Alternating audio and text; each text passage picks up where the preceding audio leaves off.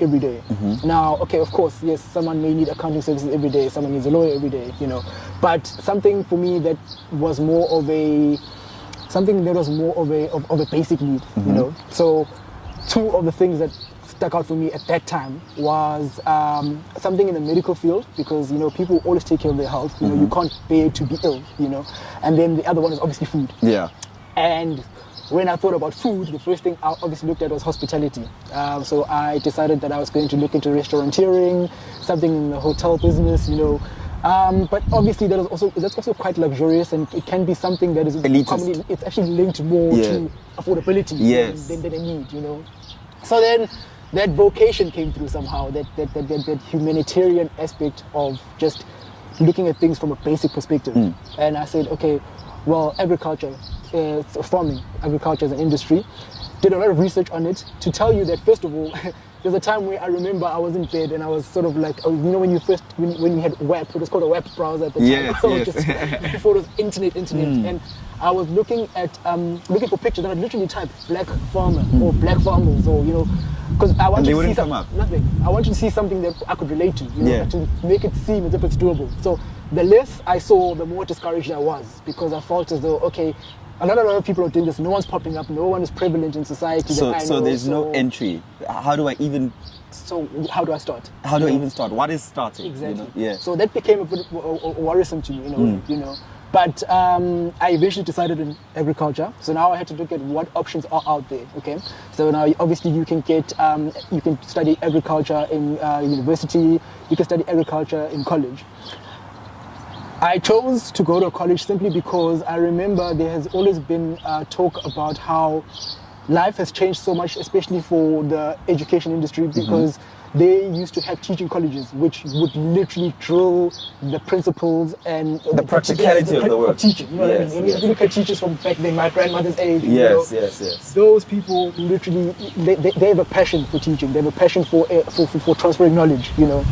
It was never a glamorous career, but it was a serious career, you know, a big deal to be a teacher. And those are some of the skills that you got, not only from, it wasn't just about the academic aspect of it, it was a practical aspect of it. Then they did away with these colleges, and, you know, as of now, you find that a lot of the older teachers, when you listen to them speak, will always complain about, how these young teachers, this youth, all they know is just, you know, everything has to be cool, and they're not quite in the way they dress, for example, when they come to class. You know, it's very different from the discipline or the principle we had. Older teachers will always be in a shirt and tie. These younger guys will take off t-shirts, you know. But nonetheless, I realized that a college would obviously give you a little bit more than just a theoretical aspect of your industry. You also get quite a lot of practical experience. So I enrolled at Sedara College of Agriculture. But I must say that when I literally got to Sedara, I realized through exposure that there was actually an entire world out there in agriculture, not just the simple things like the food that I see every day, not the food that we eat, you know, but it goes as far as even the equipment that we use. For example, you know, that cricket bat had to come from some tree in a forest somewhere. I get you. You know, the hockey stick. So it's beyond food. Beyond food. And the core of it is farming. It's farming, exactly. So the clothes we wear, for example, when I started learning about mohair and wool and where that comes from and how cotton is actually grown and comes from a plant, I realized that the aspect of the industry is extremely wide, you know. And I think from that point, that's when that's the first time I was excited about my career choice. The first time I felt that I was actually in the right place, because I was learning a lot. I was seeing people who were doing a lot. And then needless to say that even the older generation of black farmers out there, obviously, farming is a very, very, very difficult industry, because you literally work practically, you know. Of course, now there's technology, you can try to work smart, but at the end of the day, you've got to pick it up, you've got to put it inside, you've got to grow it, you've got to harvest it, you've got to weigh it, you know, you've got to do things physically, you know what I mean? So I don't think that a lot of the older generation would understand just taking a break to sort of document and shoot whatever it is that you're doing. So there is no social media, you know, you don't think of a camera when you're thinking about cabbages or cattle or sheep or chickens, you know. You just think, I need to get the units out, I need to get the job done, and I need to sort of plan for the next part of my production. So exposure is limited only because, like I say, from a lifestyle perspective, you don't even think about incorporating media or technology as much into the industry. You always look at it from a very practical perspective. So you're at Sedara now. Obviously, you finished high school. High school was? Carter High. Carter High in Pietermaritzburg. So obviously the decision to then remain in Pietermaritzburg, the KZN Midlands, is because access to farms, the actual farms themselves, that's where you're going to be working once you pursue the career. And then what about Sadara that you found there that made you realize this is it?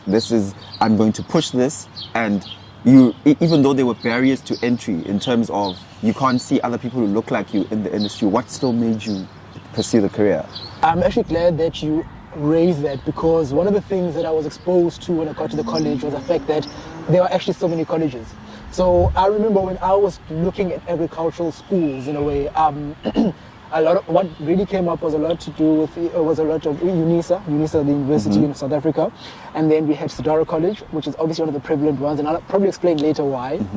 And then Owen Sithole College of Agriculture in Mpangeni, somewhere in North KZN, also came up. And then something like Grootfontein, but all these other places I'd never traveled to, so I wasn't quite sure of. In fact, going as far as Mpangeni for me, wasn't aware of any colleges and schools outside UniZulu, of which I think they also do offer agriculture. But when I looked at, I realized that there are about 11 or 12 official colleges that offer this agricultural course similar to that of Sadara, right? So there's Sadara, Grootfontein, Elsenburg in Cape Town. There's one in, I think, in Mpumalanga, one in Northwest. It's one in every province, basically. Even Limpopo. I think, in fact, when last I checked, Limpopo had actually established one not so long ago. It's not even older than 5 to 6 years. So I realized that, okay, there's actually so many of these colleges out there that offer agriculture, and agriculture practically as well as theoretically, at the time. And so when I eventually got to Sadara and I started learning about these other colleges, and there's a time in my first year where I thought, maybe I should switch to Elsenburg because it's in Cape Town and it seems cooler, and they do wine and grapes, with viticulture and enology. So that seems nice. Maybe that's a little bit more, slightly more glamorous in the industry as opposed to just the basic agriculture, the basic primary sector industry, But I also then realized that there's a whole pool out there of various aspects of the industry, and even being at Sadara, I realized what was around me the entire time. I've been in the Midlands, living closer to the Midlands all of my life, and I didn't quite realize how much of whatever it is that is produced even around the Midlands actually goes as far as Cape Town and sometimes even export. Okay. So there was also another aspect of exposure that I got from just... So first things first, download the MTOR app. You will then have to download the Hubcoin app as well, because you'll need a wallet, and bind the two apps together. Open your Hubcoin, and then you can then deposit your USDT from your Hubcoin and send it back to your MTOR, right? After depositing, you open your MTOR, you click on your USDT receiving address, you find your address, you paste it into your MTOR address section, make sure everything is on, and then now you can go to your order transaction process on your MTOR. You can take your credits in your market and your available USDT, and then you can now transact it in the market that you want to transact it in, as you see in this example. You can go back to your Hubcoin to check if the transaction has happened successfully. And then voila, you've been able to transact and make money on your MTOR. Did you see that? Just like that, you've earned income by clicking two buttons and working between the MTOR app and the Hubcoin app. There's also a recharge process if you want to recharge and add more coins or add more USDT.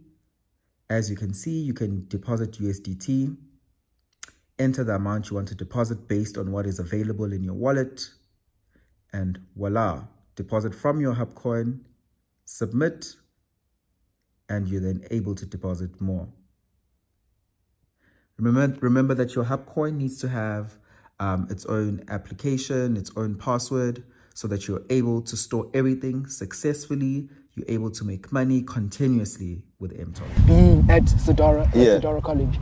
But then I obviously chose to stay at Sadara because, you become, these colleges, what happens is, because it's a college, right, it is subsidized by government, right? Okay. Which means that, all of the very expensive things that we use practically, like, whether it be tractors, whether it be animals for research, whether it be research in any aspect, from whatever it is that we need, is going to be sponsored by the government, right? As well as our travel, for example, in terms of transport to get around, to have a look at what happens, it will be sponsored by government.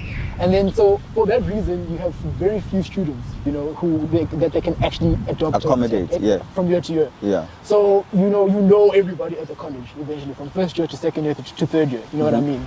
So it's more of like a family thing. You know?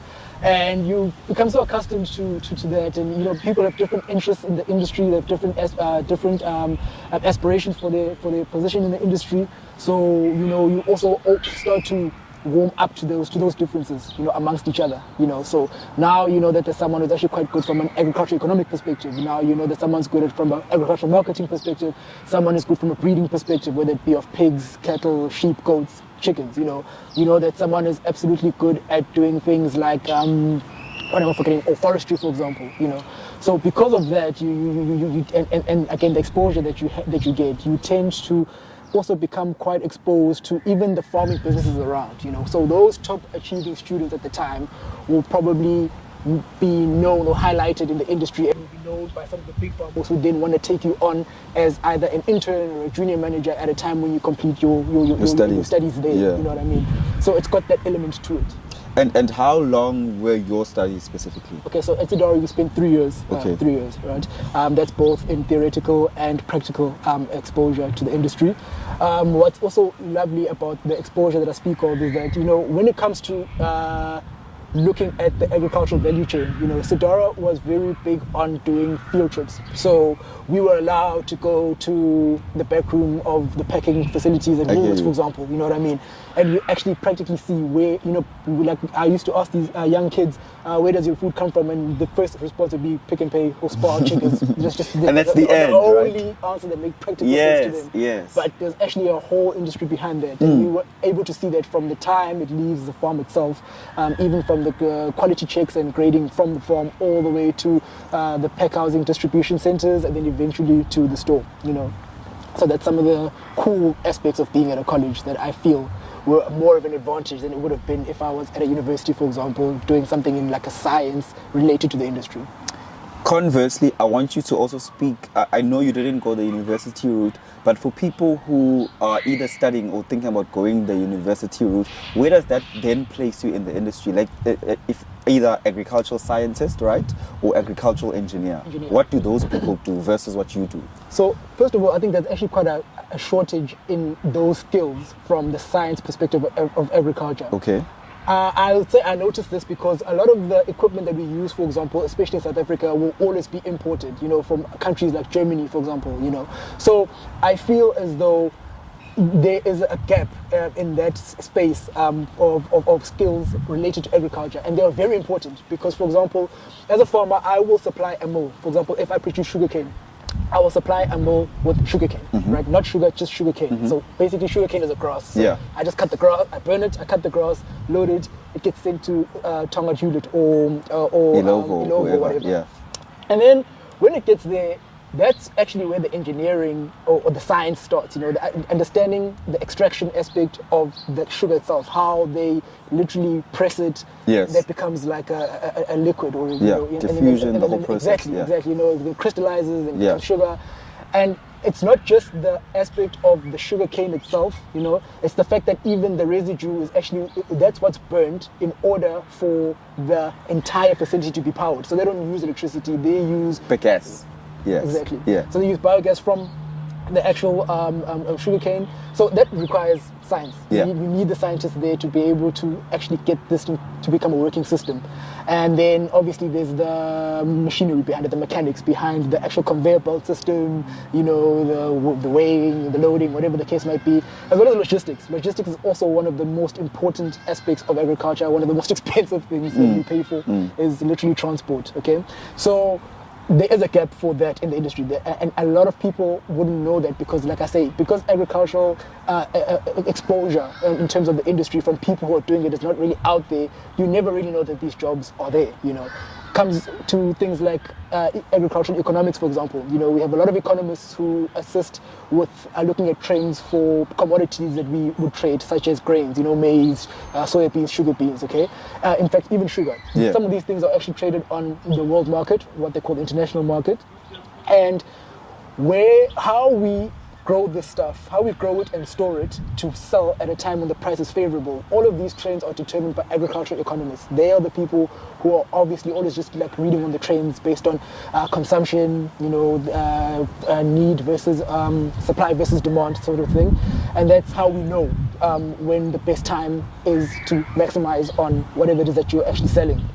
So things like that are very important, and that's when you go to university. Like university, in fact, I think University of KwaZulu-Natal in Pietermaritzburg campus specifically is the only one in KwaZulu-Natal that offers agriculture engineering. You won't find it how yes, you know what I mean? yes. And then obviously going to universities like University of the Free State, for example, I know that they're also quite big on agricultural science subjects. Stellenbosch being the same, University of Cape Town, as well as technicons, of course, like your Cape Peninsula University of Technology, for example. I know that they have courses that you can do, BTech that you can do in various aspects of the industry.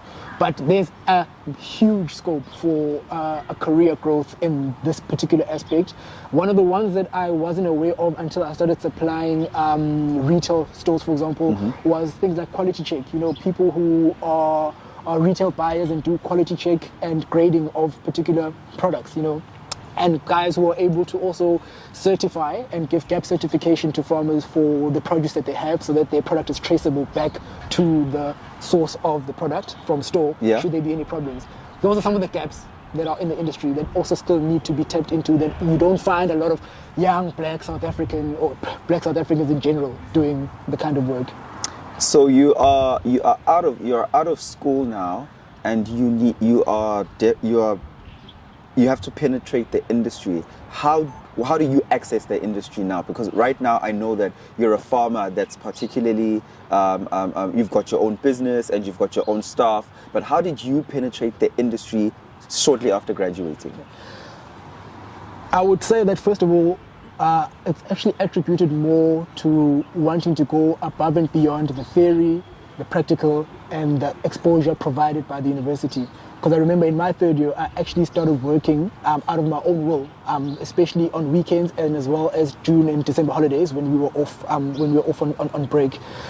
And I literally went and I literally just found a farming area wherever, approached a farm, a random farm, and I asked if they wanted someone who was going to assist on a weekend to just, with the duties on the farm, for no remuneration whatsoever. I just want to expose myself. I want to be in the environment. I actually want to see, without putting pressure on myself as an employee, what it actually takes to get through a normal day on the farm. And that ultimately would determine whether or not I'm actually cut out for what it is that I think I want to do.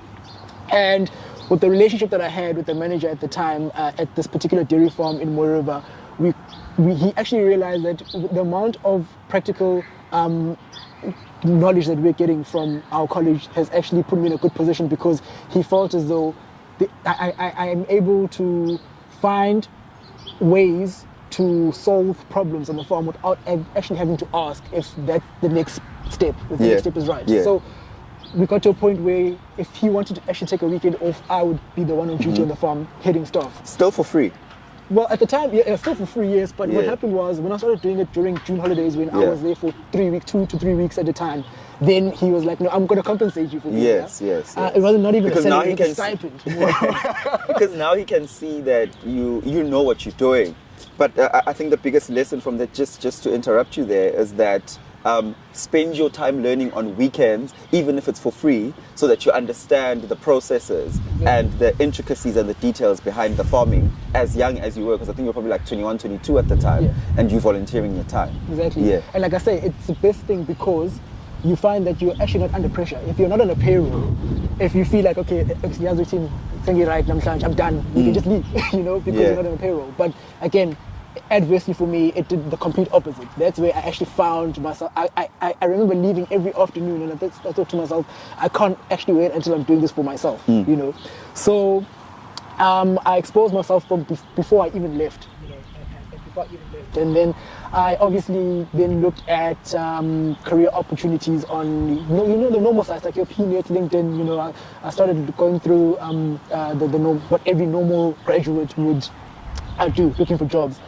One of the things that I did learn during that process as well, the fact that when the LinkedIn bar says you're profile is only 50% complete, it's really 50% complete, and it's only going to reach 50% of your potential. Yeah. You really need to start to upload, put up a bio, all of the very intricate, the small things that seem tedious to do. Yes. It's important to sell yourself as much as you possibly can from the beginning, so that you find yourself in a position where you're at least exposing yourself to people who are then interested in actually contacting you, right? Then one of my first internships was at Tonga Hewlett straight after. Okay. And then I was there for a couple of months because straight after that, because you apply for more than one job, I had already gotten a call to be an assistant manager on a vegetable farm in Richmond. So the contract, as an internship, really, the contracts are not really binding, so I was able to leave and start my job as an intern in Richmond, or as a assistant manager in Richmond. And then subsequently, I went off to manage a farming operation in Pietermaritzburg called the Ngcobo farming company, and that's where I spent like 5 years of my life literally growing. That's where I started exposing myself. That's where I started, to just confidently as a manager, as a farm manager, to just grow into the industry. And as you grow into the industry, again, it's like building. You're at work. You are the one who's in the forefront of signing contracts and getting deals and managing staff and managing salaries. You're doing the marketing. So when you're sitting at these tables, you're not only just selling your business, your company, but you're also now selling yourself. In future, when I decide to do something like this for myself, I want to be able to go directly to someone's door, call the person directly, and now tell them that, okay, well, now I have a product that I would like to, sell, a product that I would like to grow. And in the interim, as you're also attending things like seminars and master classes, and you're exposing yourself to